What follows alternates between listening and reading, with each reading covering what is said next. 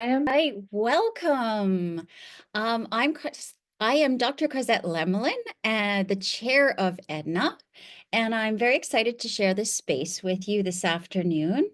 Lunch with EDNA is a free local professional development of teaching session for our post-secondary institutions across Alberta.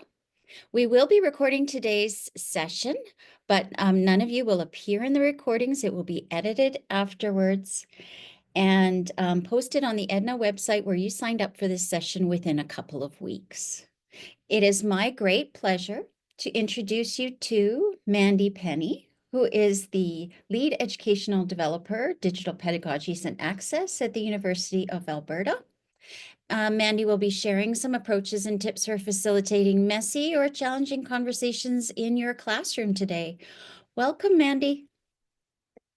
Thank you, Cosette, and welcome to everyone. I'm excited to be here with you today for the next hour or so. I'd like to get us started with a land acknowledgement. The University of Alberta, its buildings, labs, and research stations are primarily located on the territory of the Nehio, Niitsitapi, Métis, Nakota, Dene, Haudenosaunee, and Anishinaabe lands that are now known as part of Treaty 6, 7, and 8 and the homeland of the Métis. I would also like to acknowledge that I'm joining all of you today from London, Ontario, where I live with my partner and 3 children, which is built around the banks of the always moving Deshkon Zibi from the Anishinaabeg for Antler River. London is governed by the London Township and Sombra Treaties of 1796, as well as the Dish with One Spoon Wampum Covenant, which represents peace agreements between the Anishinaabe and the Haudenosaunee Confederacy.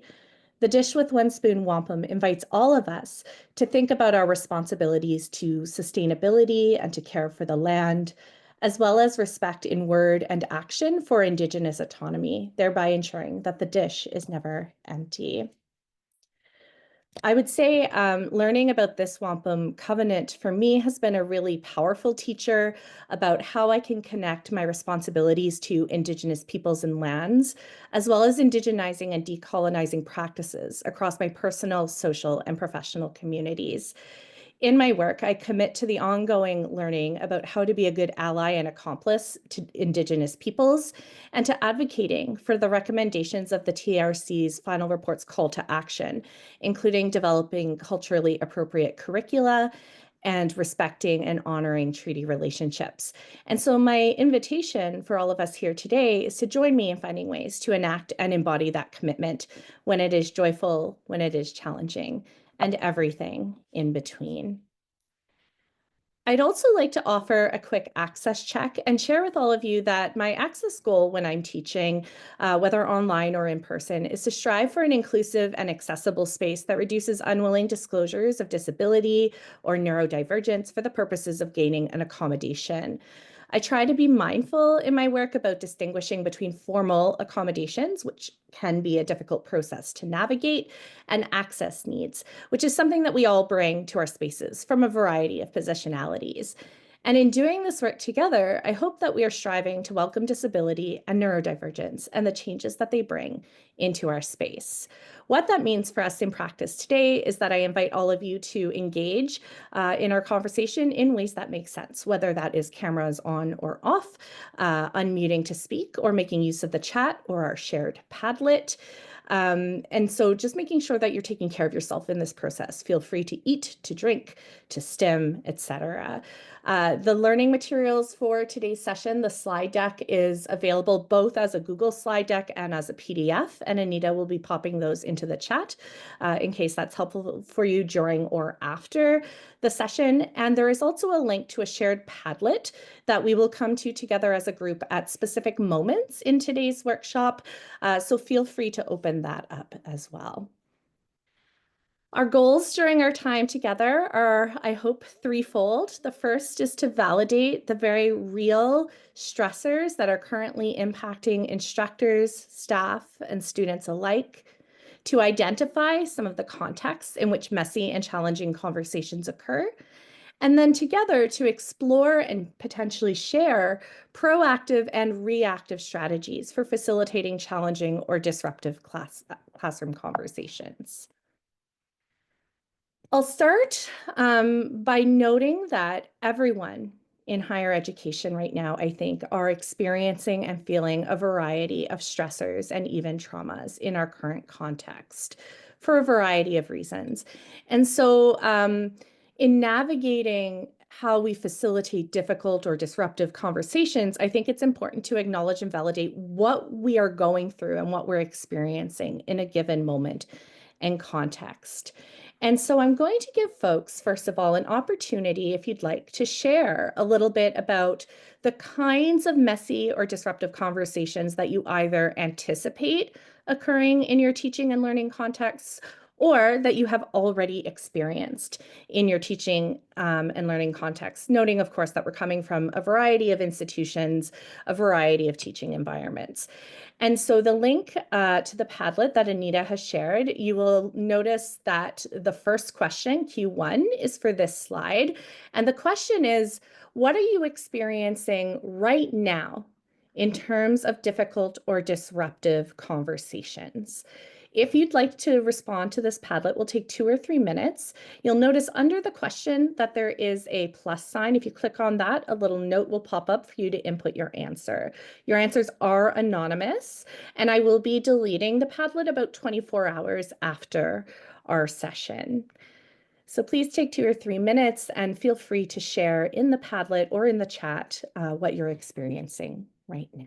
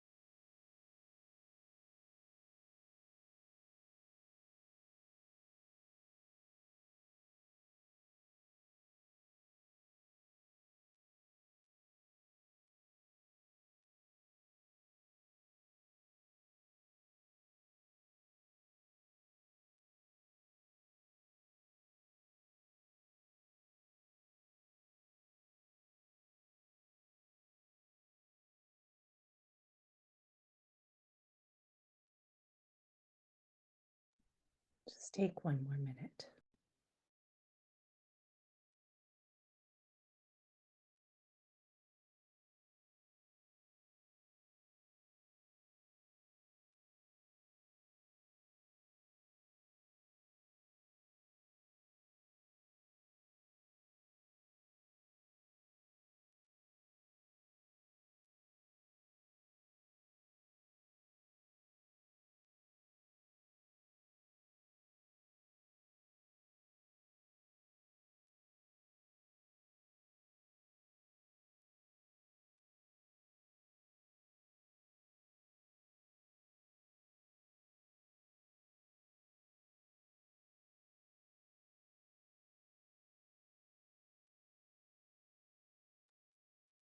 I'd like to thank everyone for sharing. The Padlet will remain open throughout the session. And so if you think of anything that you'd like to add, please feel free.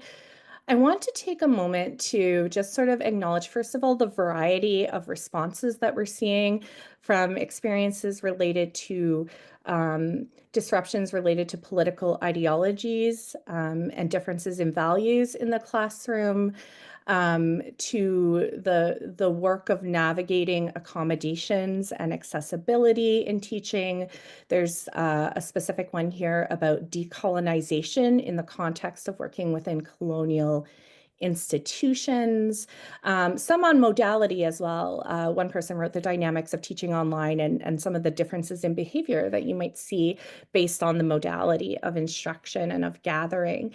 And one thing that I've noticed as I was scrolling through these responses as well is that a lot of people are putting a little heart reaction on other folks' comments, which I hope helps to validate a little bit that these experiences are happening across institutions, across disciplines and contexts. And so, although it may feel like it, we're usually not alone in these experiences. And what I am hearing from instructors and educators across campus is that these kinds of disruptions and difficult conversations are coming about in a variety of different contexts. First, they may come about as a result of the course themes and material, right? So if you think about a discipline like political science or history, right? It's related to the themes, the course objectives, to the reading materials, and so on. So those are almost, they're known in the sense of they relate directly to the course. Secondly, I think what folks are experiencing is related to what we might loosely call external stressors. Of course, they're not truly external because we are our whole selves inside and outside the classroom. But here we're thinking potentially of personal or interpersonal stressors. So the things that are impacting a particular person's individual life, whether those are caregiving responsibilities, health concerns, financial considerations, etc. Interpersonal potentially between two or more individuals in a space. And also those, and this is really identified, I think, throughout a lot of these responses, broader societal, political, and geopolitical stressors. The other one that I was thinking of as I was preparing for today as well is that sometimes, especially if we're working in labs or in applied settings, high pressure environments, time constraints can also bring about the kinds of stressors that can lead to unexpected disruptions potentially in a teaching and learning space. On the slide on the right-hand side, you'll see kind of a bullseye image of three rings. And this is the learning zone model, which is about how as educators we find that balance between alarm and comfort to land in the growth zone. Where are people most effectively learning? And usually when we talk about the learning zones model, we are talking about the course content itself, right? Making it neither too easy nor too difficult to navigate so that the students can stretch themselves and grow and learn and reflect. I also think that this learning model is applicable when we think about the kinds of stressors and traumas that instructors, educators, and students are feeling in a space. Right? A lot of people, I think, are recognizing that right now many people are in an alarm zone for a whole bunch of reasons, again, across institutions. And so when we're thinking about the kinds of strategies that we might use to facilitate difficult or disruptive conversations, the goal here, first of all, of course, is psychological, physical, emotional well-being and safety, but also how can we get back to the work of teaching and learning in a community that is grounded in safety to a certain extent. We'll talk about that a little bit later, but it's certainly in transparency, in relatedness, and in accountability for each other to keep each other well and healthy as much as possible. So when I talk with instructors about supporting challenging conversations and about mitigating harm, I tend to think about this in terms of both the proactive and the reactive strategies that we can employ. And so I think it's helpful to think about this process of coming up with strategies for facilitation in terms of before something has occurred, while something is occurring in the moment, and after something has occurred. So when we are thinking about individually or collectively the anticipated difficult conversations that might emerge, for example, because of course themes, there are things that we can do in order to prepare ourselves and our students to set the stage for a generative and respectful conversation, and that we can lean on those strategies should things become difficult in the moment. So before a difficult conversation, I think the goal here is really to make sure that as educators, we are reflecting on the possibilities that could occur, the things that we might reasonably anticipate occurring, to plan for those as much as we're able, and to invite students into the process of co-creating some sort of agreement or shared understanding of how we are going to engage together throughout the course. So, three specific strategies I'd like to offer here related to this are: first, identify ways to build transparent and caring relationships with your students from the beginning of the course onward.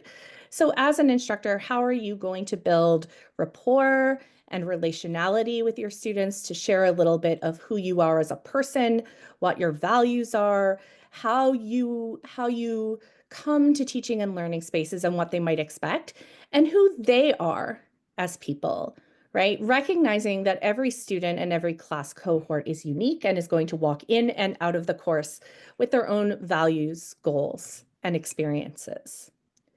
The second strategy I would offer here is to co-develop what I've been calling community engagement guidelines with your students, and not just to co-create them and offer them up at the beginning of the course and leave them at the beginning of the course, but to return to them with the students at key moments throughout the term, whether that is in a moment when something is actually occurring and you want to address it together, whether you as the instructor anticipate that a potentially difficult or disruptive conversation could occur.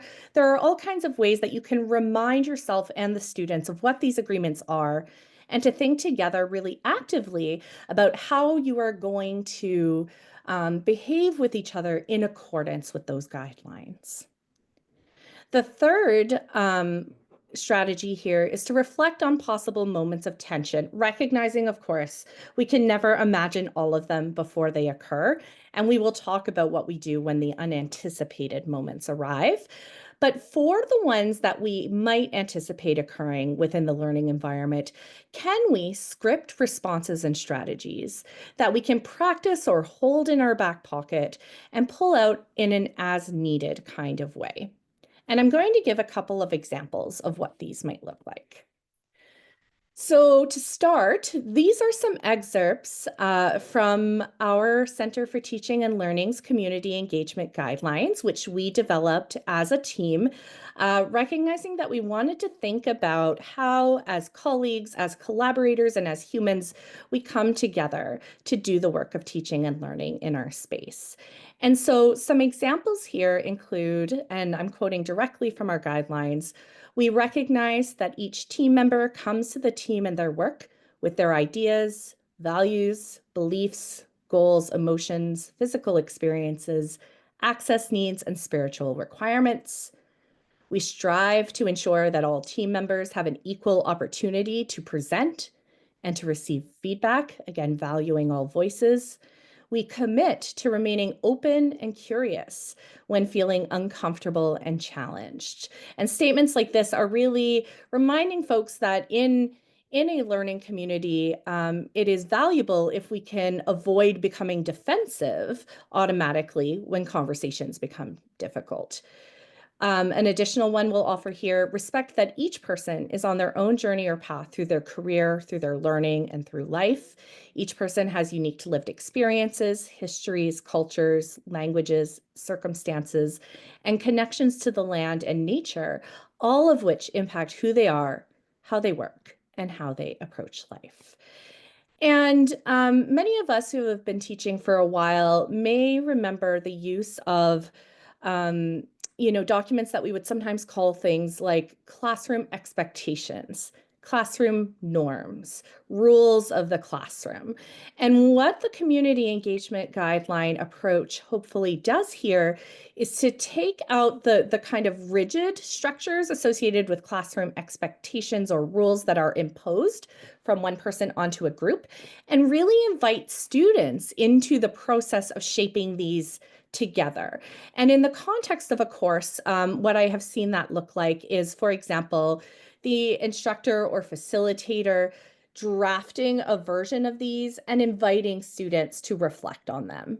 right? So for example, on the first day, introducing students to the guidelines, what their purpose is, and asking them to reflect on them before the next class, or to add their questions or concerns into a shared document so that they are having direct input as partners in the co-creation of these expectations. And so the idea here is that instead of striving for what we might call a safe or a brave space, which is the really common framework that we hear for these kinds of guidelines, I'm really interested in thinking about what Elise Ahencora calls an accountable space. And I don't mean accountable in the sense of formal structures of surveillance and discipline. I mean accountability for ourselves as humans and for caring for each other in a space, an ethical responsibility to the other people in that environment with us. I wanted to also give you a little bit of an example of what the scripted responses might look like. And so in these slides, which you have a copy of now through the chat, the University of Michigan has put together a really great little exercise called Responding to Microaggressions in the Classroom. And I think it's incredibly helpful for a variety of disruptive or difficult conversations that can arise.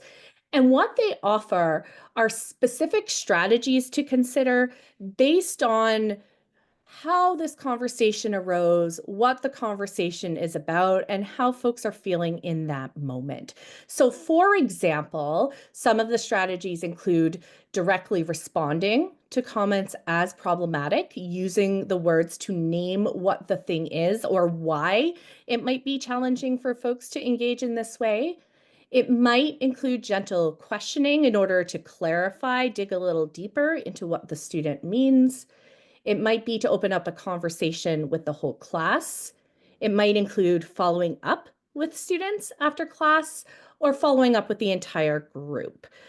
And so our second little brainstorming exercise that I'll offer here is for folks to head back into the Padlet or to use the chat, and we can certainly add it to the Padlet for you, is to identify the language you might use for one of these strategies, right? We all have different voices. So for example, if I wanted to leave something to let folks reflect on it and come back to it in a future class, if that is my approach rather than addressing it in the moment, I might say in my own voice, I think we might want to spend more time as a group thinking about the framing of this in this particular way, because this might read differently to our classroom peers.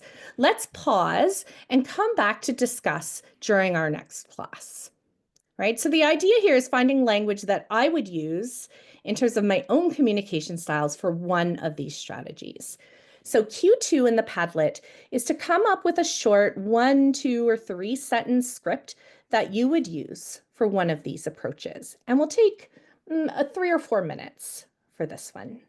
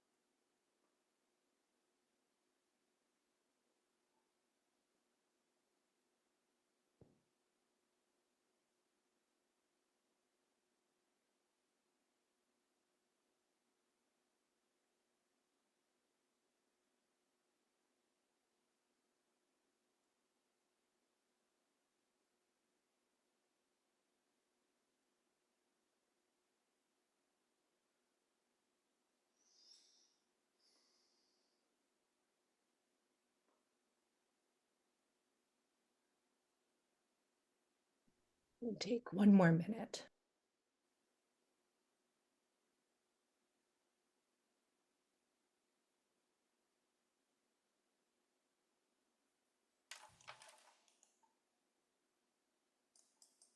Hi, Mandy. Yes, Are we allowed to ask questions while people are typing? absolutely. Please do. So my name is Ashik Khan. I'm from D-Tech School of Business. I just been curious. The Padlet says after the session, these will be deleted, right? Yes. I had planned in particular because of question one, where folks were sharing some specific experiences. Um, there may be a way to reach out to participants to ask if anyone would like to opt out, especially around if folks are hoping to get some of the responses related to Q2. We may be able to find a way to share that. Yeah, because we are all using anonymous stuff, Mhm. and it's very. I think it's impossible to know who said what, but Yes, there are some really useful tips here.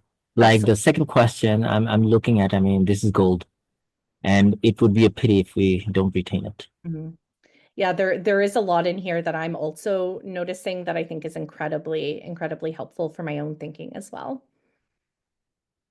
Thank you. Thank you. So I will confer with Cosette and get back to you and see whether there's a way we can capture some of the amazing sharing that's happening in this Padlet. I especially love the responses in Q2. A lot of them are getting at the same kind of idea, which is asking a student in a moment of tension or disruption to really consider the other students in the classroom, which I think is a great approach here. So, for example, let's see here. How can this be reframed to align with our established engagement guidelines? Another one, I'm just scrolling back. How might someone see this differently? Is it possible that someone might misinterpret your words and your actions? I also saw some as well that are about pausing, and we'll talk about the importance of pausing momentarily. But someone noted here that it's important to notice and acknowledge signs of discomfort. And they say, I'm noticing these signs.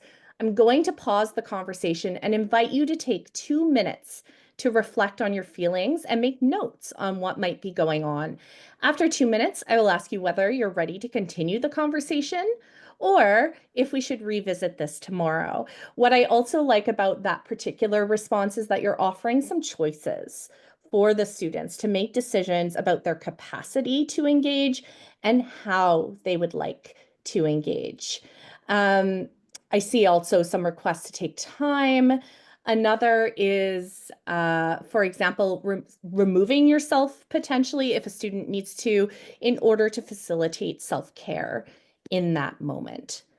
These are great. Thank you. So, in the moment of a difficult conversation, um, a description that I often hear from educators is that they blanked in the moment. Some have described it as feeling like a quote unquote deer in the headlight situation. And what that will often lead to is not doing anything in the moment, which I think is something I have definitely experienced in my own teaching and is incredibly relatable. What the research and scholarship and advocacy pretty unanimously says is that students would prefer to have something difficult acknowledged rather than to pretend it is not happening.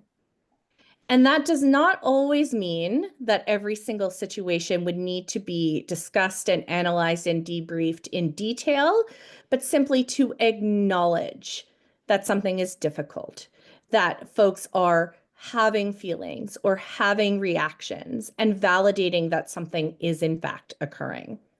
There are a variety, again, of strategies that we can use in this moment. I really like the pause one. You'll see that bolded on the slide, and we'll talk about that in a moment. The first thing I would say is to return to those community engagement guidelines, whether that is just before a potentially difficult conversation to remind folks of the commitments that they've made to each other, whether it's addressing them in the moment of discomfort or of tension. Another is to pull out those scripts or strategies, right? So all of these amazing examples that folks have put into the Padlet, drawing on one of those so that you have a slightly more automated response that you can go to, because it can sometimes take a moment for our brains and our hearts to catch up to what's occurring in the moment. And then, of course, the pause. And a pause means really, in essence, recognizing that in the midst of a difficult or tense conversation, it is okay to set aside, for example, the learning outcomes for that course and to focus on well-being, right? Whether we're talking psychological, emotional, etc., interpersonal. And that pause can look like a whole bunch of things. What I would invite folks to do just for a brief minute or so is to make use of our shared chat or to unmute to share what in your context a pause could actually look like. What might you invite students to do and potentially participate in yourself in order to take a moment to begin to process what is happening in a moment?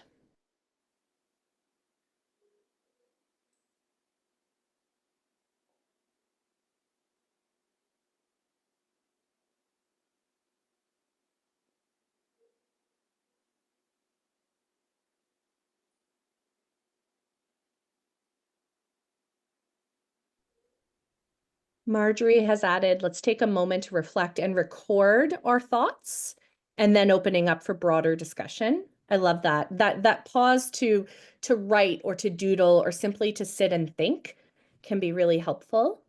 What else might a pause look like?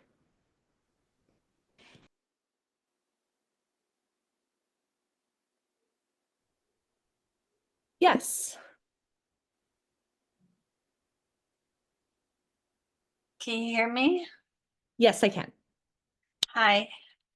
Um, I had a difficult situation or conversation happening, and I was reflecting on the idea of having a pause as a break, as in take a break, 5 minutes, 10 minutes, go get some coffee.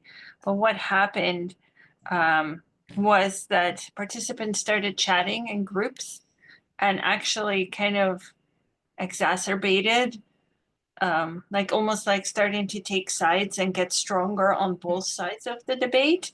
And so I was just kind of thinking about like what kind of pause is appropriate, and if a break where people would go out of the room and take some time to themselves, you know, if that's the best idea. So Yeah, that can be tricky. I was also thinking sometimes in those moments you might lose people as well who drift away. Also, it's not entirely in our control in those moments, right? And I can't help but wonder, whether those conversations might have occurred anyway, even if you had, for example, in some more serious cases, an instructor might choose to end the class for the day, right? I've seen that happen as well, and those side conversations still occur. I'm wondering what in that context a break might look like in the classroom, where we explicitly say, let's not discuss this. We're going to take a break, though, as a group for 10 minutes. What are the options available to us in that moment? That could be a possibility, whether that is, for some groups, that could be a stretch break. Maybe sometimes groups of students will want to carry on and to focus on another aspect of the course. And so it's more of that kind of cognitive, emotional break from that conversation. And so those might be areas to explore.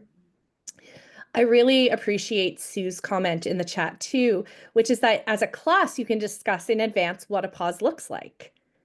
Right? Under community engagement guidelines, in the CTL context, we include concrete examples of what does it mean to make sure that we're all engaging, for example, in feedback processes. And so we're thinking about the specific behaviors that model the value that we're trying to enact. Luna's added a 5-minute mindfulness exercise. I know some folks can be really uncomfortable with mindfulness too, particularly in my experience, folks who are neurodivergent in some way, maybe some options. If you'd like to do some mindfulness, come over here. If you'd like 5 to 10 minutes to sit and write, come over here, right? Can we give the students some agency in choosing how a break might best suit their needs in that particular moment? So these are all really great examples. Something that I will also add in potentially prior to a pause is checking in with my students on their capacity to engage in that moment, right? Because I am one individual experiencing a difficult conversation in a particular way. But it is important for me as an educator to know how the students are feeling and what their needs are. And there are quick ways to do this, and there are longer ways to do this, right? A simple, quick, potentially anonymized one is to do something like this happy face to very sad face kind of scale, where folks identify where they're feeling, whether anonymously, by show of hands, if the group knows each other well and feels comfortable doing that way. Another could be something like a Padlet. Did you want to continue with class, or do you feel like you need a break right now, right? And again, checking to see how students are feeling, what's going to support them in that particular moment. While, of course, as the instructor, you can make that decision based on what you are observing happen in that particular moment.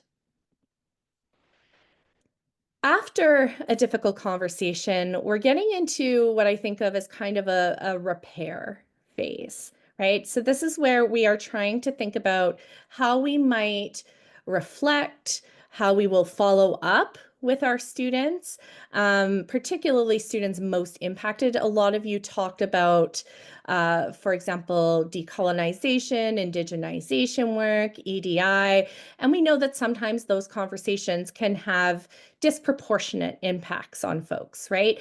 And so making sure that we're following up with the appropriate students and with the entire group, and then thinking about how it went.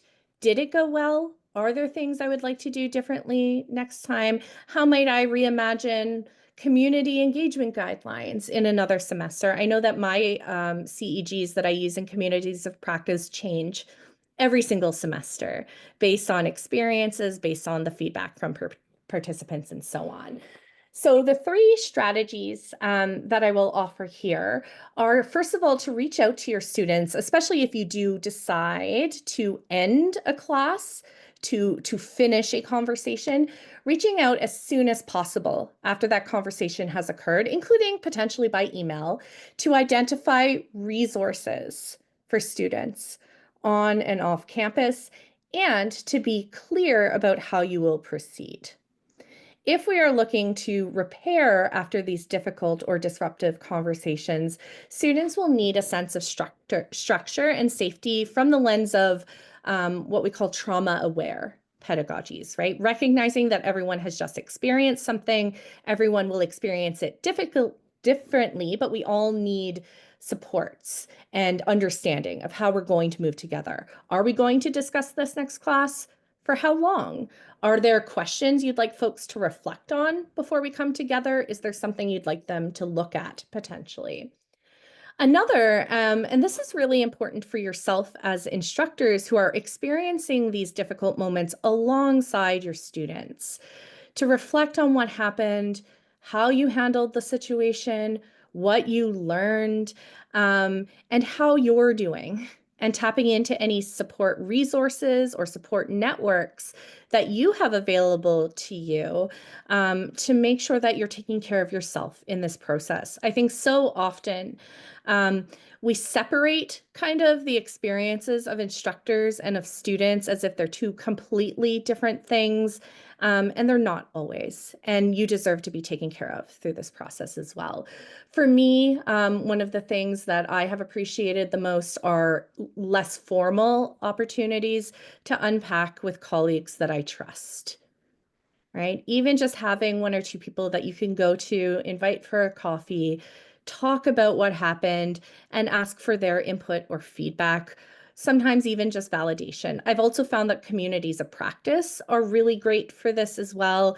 When you have those really lightly facilitated, co-constructed spaces where you can share in confidence and to come up with potentially also additional ideas for how you might manage these conversations. Every time I do a talk or a workshop on this topic, I always leave with a new way of thinking about it because everyone is bringing their own experiences and examples to this conversation. And so that brings us to our last question in the Padlet. And I'll give folks again 3 or 4 minutes. After that, we'll open up for any questions or conversation that folks would like to have. But question 3 in our shared Padlet is, what is one resource you could share with a class or an individual student in your context at your institution, in your community, for a student who is experiencing stress, anxiety, or trauma? Whether that's related to the course, or to the many kind of broader societal factors that folks have already identified during our time together. What is one resource you can have in your back pocket ready to share?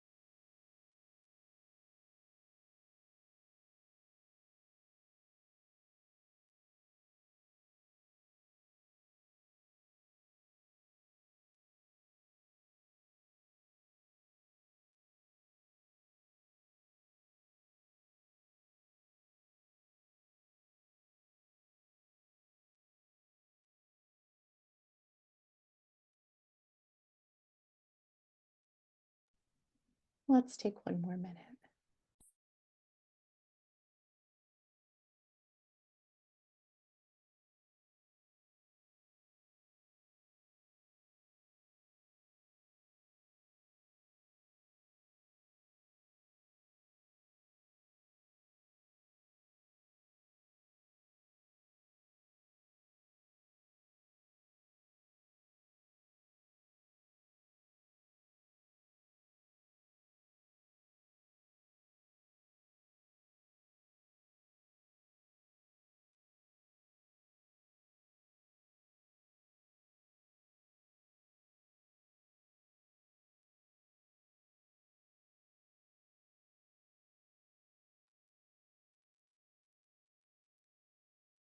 I'll invite everyone to just take 1 minute to scroll through the incredible variety of resources and ideas that folks have shared here.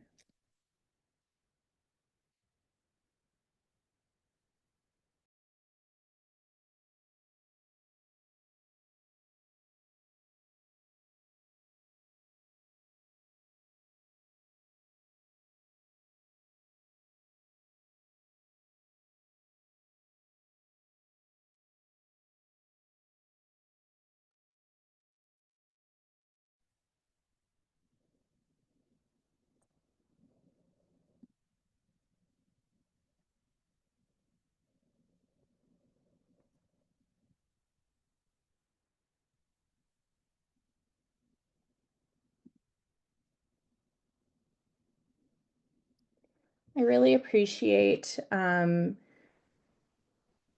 variety of ideas the folks have shared, ranging from cultural practices, so someone mentioned smudging as one option, to the kinds of wellness exercises related to mindfulness. I think box breathing was mentioned a couple of times.